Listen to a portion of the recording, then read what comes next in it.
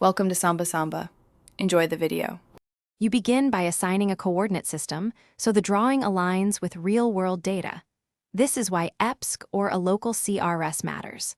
Once done, open the Geolocation tab and choose Set Location, then from Map to Pan and drop the site.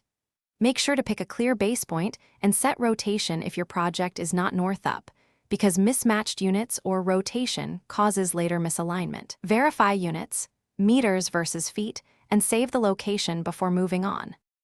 Now you refine placement using control points so your model truly fits the map. You want accuracy, not just visual fit.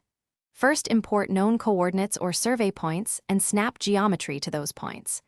Then use move, rotate, and scale commands to minimize residuals. Apply numeric transforms for precision.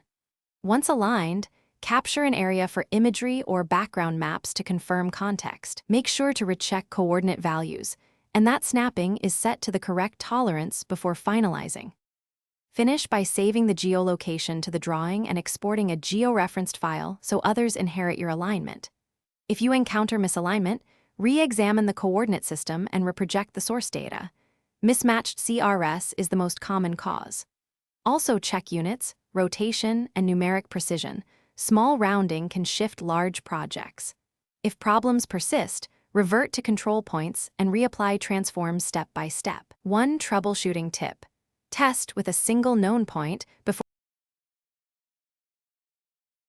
Thanks for watching. Consider subscribing if we helped you.